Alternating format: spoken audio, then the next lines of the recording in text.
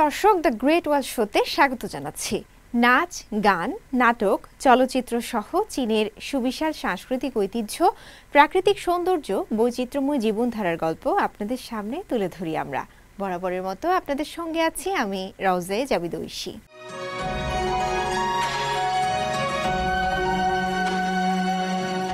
Shenyang শহরে শুরু হয়েছে দ্বিতীয় চায়না কমেডি ফিল্ম উইক। এতে হাসি, সংস্কৃতি আর সিনেমার রঙে মেতে উঠেছেন চলচ্চিত্র প্রেমীরা। এদিকে সাম্প্রতিক অনলাইন তথ্য অনুযায়ী 2025 সালে চীনের বক্স অফিসের আয় 30 বিলিয়ন ইউয়ান ছাড়িয়ে গেছে। চীনের ছংছিংয়ে পানির নিচ থেকে ভেসে উঠেছে সং রাজবংশের প্রাচীন শিলাচিত্র। চীনের উত্তর পূর্বাঞ্চলীয় লিয়াওনিং প্রদেশের শেনিয়াং শহরে চলছে দ্বিতীয় চায়না কমেডি ফিল্ম উইক। 8 দিনব্যাপী এই উৎসবে হাসির সঙ্গে মিশেছে সিনেমা আর সংস্কৃতির এক অনন্য মেলবন্ধন। আমি কমেডি দেখতে খুব পছন্দ করি। আমি মনে করি কমেডি মানুষকে হাসাতে পারে, খুশি করতে পারে। এর মধ্যেই একটা শক্তি আছে, মানুষকে প্রাণবন্ত আর প্রফুল্ল করে তোলে। সপ্তাহব্যাপী এই উৎসবে প্রদর্শিত হচ্ছে নতুন কমেডি চলচ্চিত্র এবং কিছু চিরকালীন হাসির ক্লাসিক। দর্শকদের জন্য রাখা হয়েছে সিনেমা থিমে সাজানো মার্কেট, যেখানে রয়েছে ইউরোপীয় স্টাইলে সাজানো পথ, স্থানীয় খাবারের স্টল এবং জনপ্রিয় সিনেমা থেকে অনুপ্রাণিত বিভিন্ন পরিবেশনা। গরমের ছুটির মৌসুমে শেনিয়াংয়ের এই কমেডি ফিল্ম উইক যেন এক নতুন ছন্দ এনে দিয়েছে দর্শকদের মধ্যে। হাসি আর সিনেমার এই রঙিন উৎসব এখন শুধু বিনোদন নয়, সংস্কৃতি ও মানবিক সংযোগের এক প্ল্যাটফর্ম হয়ে উঠেছে। এদিকে সাম্প্রতিক অনলাইন তথ্য অনুযায়ী 2025 সালে চীনের বক্স অফিসের আয় 30 বিলিয়ন ইউয়ান ছাড়িয়ে গেছে, যা 189 দিনে এই মাইলফলক ছুঁয়েছে। 2025 সালে এখন পর্যন্ত চীনের শীর্ষ 10টি ছবির মধ্যে 9টি দেশীয় ছবি, যার মধ্যে নচাটু শীর্ষে রয়েছে। দেশীয় অ্যানিমেটেড ব্লকবাস্টারটি 2025 সালে চীনের মূল ভূখণ্ডে 15.44 বিলিয়ন ইউয়ান আয় করেছে, যা এটিকে চীনের সর্বাধিক দেখা এবং সর্বোচ্চ আয়কারী ছবি করে তুলেছে। বিদেশেও ছবিটির আয় 400 মিলিয়ন ইউয়ান ছাড়িয়ে গেছে। এই গ্রীষ্মে মুক্তিপ্রাপ্ত অন্যান্য দেশীয় ছবি যেমন endless journey of love box অফিসে ভালো ব্যবসা করেছে। এই বছরের গ্রীষ্মকালীন দেশীয় সিনেমার লাইনআপে আরও কমেডি, থ্রিলার এবং অ্যানিমেটেড ছবি রয়েছে।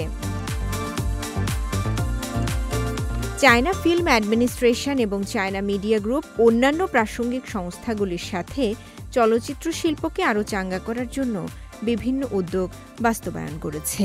এপ্রিল মাসে তারা চায়না ফিল্ম কনজাম্পশন ইয়ার প্রচারণা শুরু করেছে। সিনেমা প্রচারের জন্য একাধিক পদক্ষেপও চালু করেছে। চায়না ভ্রমণ উইথ চাইনিজ ফিল্মস নামে আরেকটি উদ্যোগ সফলভাবে মার্কিন যুক্তরাষ্ট্র, রাশিয়া, জার্মানি এবং ফ্রান্সে চালু হয়েছে, যা বিদেশি দর্শনার্থীদের জন্য চীনি সিনেমা থিমযুক্ত পর্যটন রুট প্রচার করে। অন্যদিকে দক্ষিণ পশ্চিম চীনের ছংছিং পৌরসভার তাচু জেলার ইউথান জলাধারে পানির স্তর সম্প্রতি হ্রাস পাওয়ায় আবিষ্কৃত হয়েছে সং রাজবংশ আমলের পাহাড়ের ধারে খোদাই করা একটি নতুন শিলাচিত্রগুচ্ছ।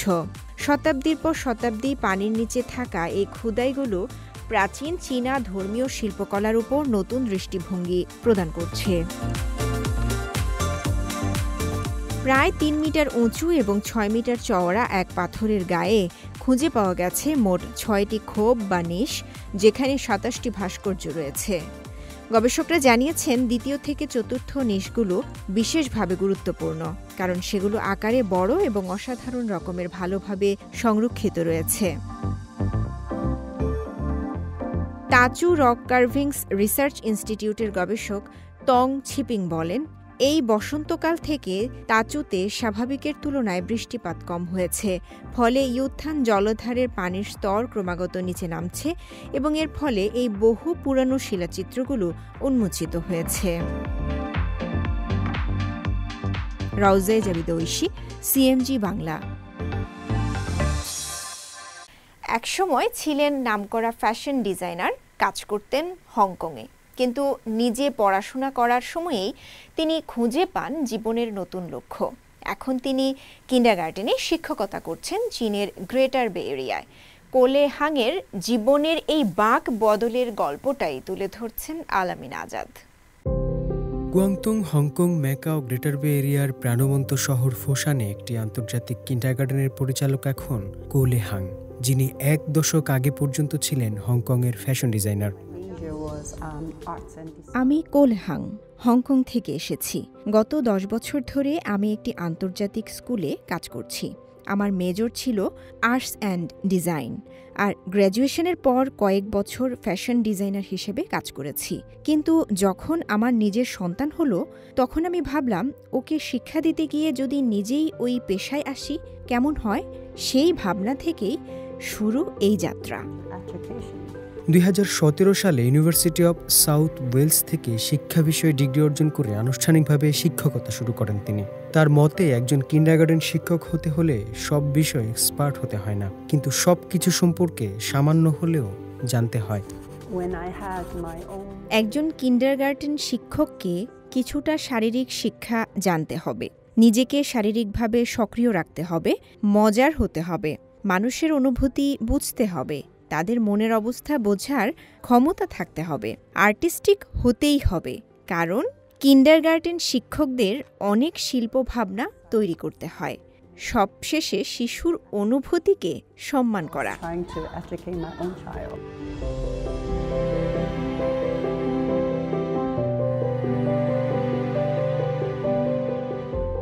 তিনি লক্ষ্য করেন কিছু শিশু খুব চঞ্চল, আবার কেউ কেউ বেশ শান্ত।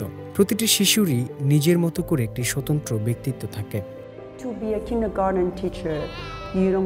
শিক্ষক হিসেবে আমাদের মনে রাখতে হবে, আমরা কোনো শিশুকে বদলে দিতে চাই না। তাদের নিজস্বতাকে সম্মান করতে হবে। আমাদের দায়িত্ব তাদের পথ দেখানো, কিছু দক্ষতা বাড়াতে সাহায্য করা এবং প্রয়োজনীয় পরামর্শ দেওয়া। ২০২৪ সালে গুয়াংচৌ থেকে ফোসানে নতুন ক্যাম্পাসে এসে দায়িত্ব নেন কিন্ডারগার্টেন কোঅর্ডিনেটর হিসেবে। এখানে এসে আরও গভীরভাবে পরিচিত হন চীনা সংস্কৃতি ও শিক্ষার বহুত্ববাদে।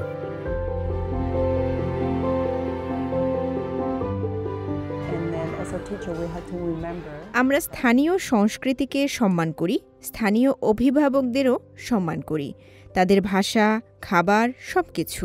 এ কারণেই আমাদের নিয়মিত ম্যান্ডারিন পাঠ আছে, চীনা শিক্ষক আছেন। আমাদের চীনা সংস্কৃতি শেখাতে হয়, লেখা, পড়া, পিন ইন সবকিছু। তার মতে ভারসাম্য রক্ষা করা এবং সংস্কৃতিকে সম্মান করাটাই সবচেয়ে গুরুত্বপূর্ণ।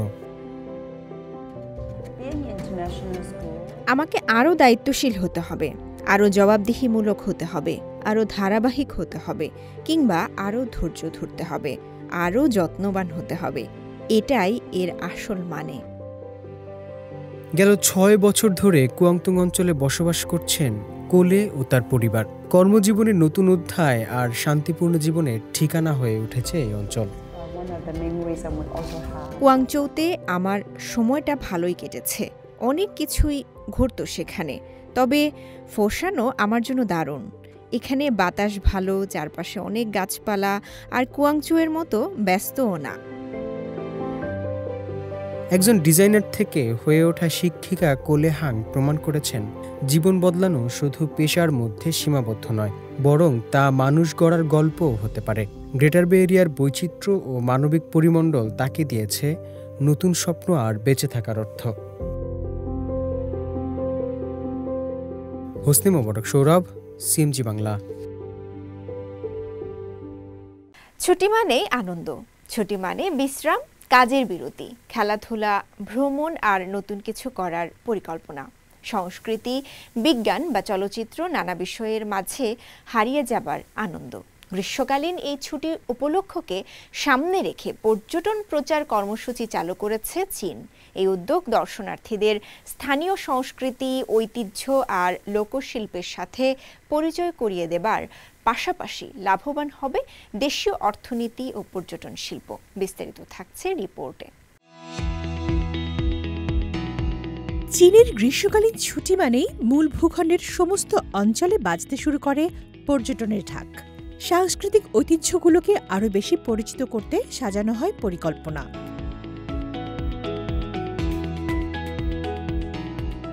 এবার এরই অংশ হিসেবে উত্তর পশ্চিম চীনের সিনচিয়াং উইগুর স্বায়ত্তশাসিত অঞ্চলের উরুমছি শহরের গ্র্যান্ড বাজারে ঘটা করে খোলা হয়েছে চিয়াং লাইছেন ব্যবসায়িক কমপ্লেক্স। সিনচিয়াংয়ের বহু জাতিগত সংখ্যালঘু গোষ্ঠীর ঐতিহ্যবাহী রান্না এবং বিনোদনমূলক সংস্কৃতি তুলে ধরতে কমপ্লেক্সটিতে এসেছেন স্থানীয় শিল্পী ও কারিগররা। দর্শনার্থীরা কাগজ কেটে ময়দার খামির দিয়ে ঐতিহ্যবাহী কারুশিল্প তৈরি করতে পারছেন এখানে। সেই সঙ্গে তারা মেতে উঠেছেন দক্ষিণ সিনচিয়াংয়ের দাওলান মুকাম এবং খুসা কাউন্টির জনপ্রিয় লোকসঙ্গীত ও নৃত্যের তালে তালে। মধ্য চীনের হুবেই প্রদেশের প্রাচীন শহর চিংচৌ চীনের ৩ রাজ্যের সময়কাল বা ২২০ থেকে ২৮০ খ্রিস্টাব্দের সময়টা অনুভব করার আকর্ষণে দূর দূরান্ত থেকে আসছেন দর্শনার্থীরা।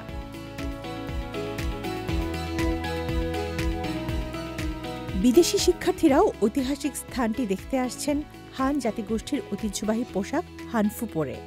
চীনা ইতিহাসের বিখ্যাত বীরদের গল্প শুনে শুনে নিজেদের সাজিয়ে তুলছেন তারা। চিংচৌ পরিদর্শন আমাকে চাংফেই, লিউপেই এবং কুয়ান ইউ এর ঐতিহাসিক চরিত্রগুলো ভালোভাবে বুঝতে সাহায্য করেছে। এদিকে দক্ষিণ পশ্চিম চীনের ছংছিংয়ে বেশ কয়েকজন ছাত্র তাদের পরিবারের সাথে ঘুরে দেখছে কৃষি বিজ্ঞান কেন্দ্রের আধুনিক কৃষি প্রযুক্তি। উত্তর পশ্চিম চীনের কানসু প্রদেশের রাজধানী লানচৌতে অতিথিদের মাতিয়ে রেখেছে উন্মুক্ত পর্দায় দেখানো সিনেমা। দেখতে সবাই জড়ো হচ্ছেন নয়নাভিরাম পার্ক, ঐতিহাসিক স্থান কিংবা কোনো পাবলিক স্কোয়ারে। বাইরে সিনেমা দেখা, সেই সঙ্গে তাজা বাতাস, দুর্দান্ত পরিবেশ এবং অনেক মানুষ, ব্যাপারটা সত্যি আকর্ষণীয়। এর মাঝে সবচেয়ে আনন্দের বিষয় হলো আমার প্রিয় সিনেমাটিও দেখানো হচ্ছে।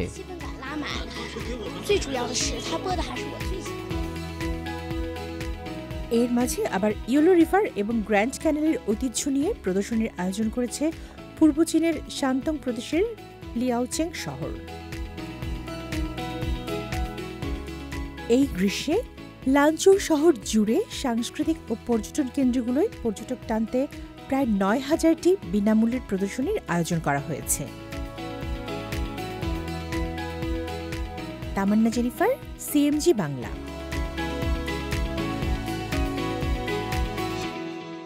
মেড ইন চায়নার সাংস্কৃতিক রপ্তানি পণ্যের চাহিদা বেড়েছে বিশ্বের সর্বত্র। বিভিন্ন সময়ে বিভিন্ন ঐতিহ্যিক পণ্যের চাহিদা দেখা যায়। চীনের এসব সাংস্কৃতিক পণ্য সম্পর্কে বিস্তারিত জানাচ্ছেন আমাদের বেইজিংয়ের সহকর্মী লাবণ্য লিলি।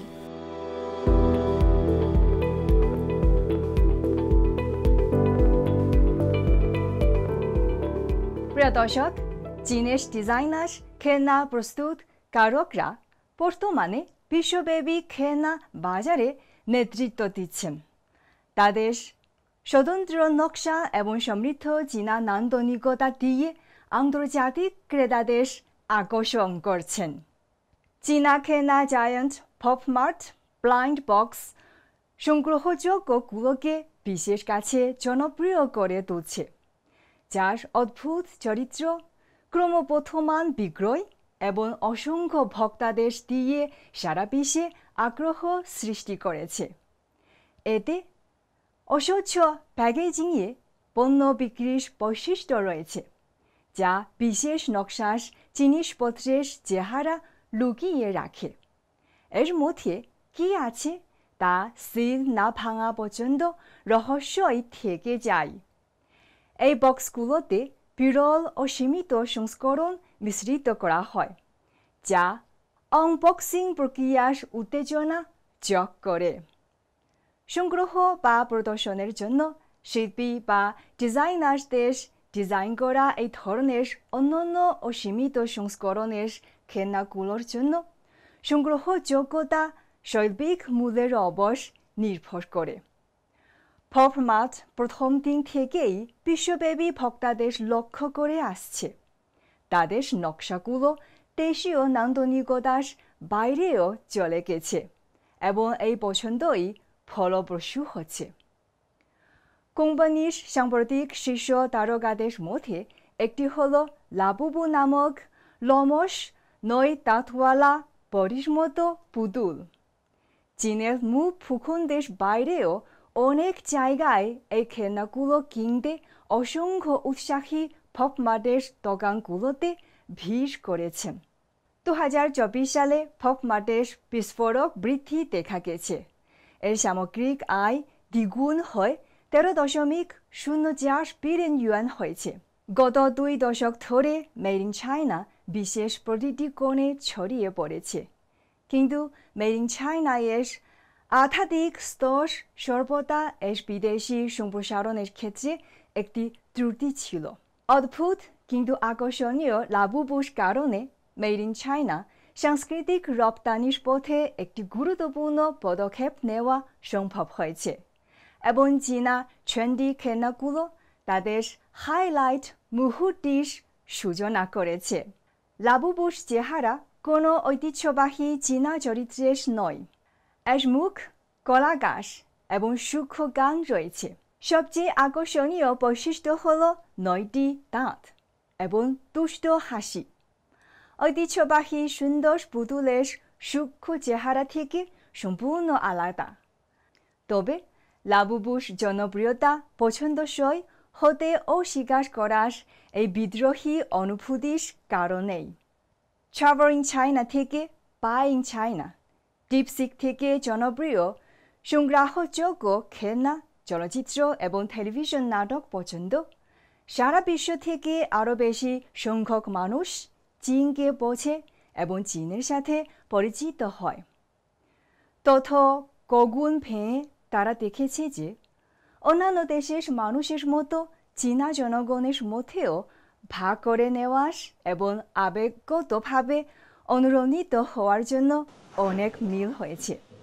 এটি সম্পূর্ণরূপে প্রমাণ করে যে সুন্দর জিনিস এবং উন্নত জীবনের সন্ধানের কোনো রাষ্ট্রীয় সীমানা নেই।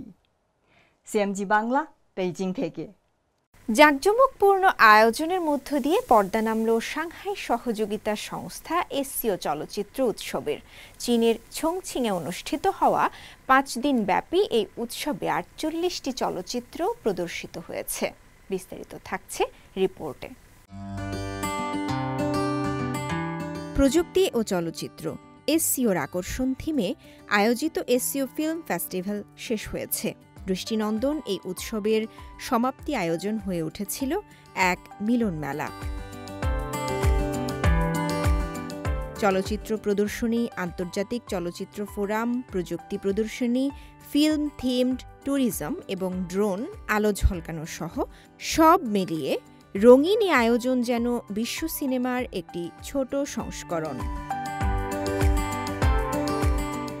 গেল সপ্তাহে 5 দিনব্যাপী অনুষ্ঠিত এই উৎসবটি এসসিও শীর্ষ সম্মেলনের সাথে সংযুক্ত একটি গুরুত্বপূর্ণ সাংস্কৃতিক বিনিময় অনুষ্ঠান, যার লক্ষ্য চলচ্চিত্র শিল্পে আঞ্চলিক সহযোগিতা এবং বিনিময় আরও গভীর করা।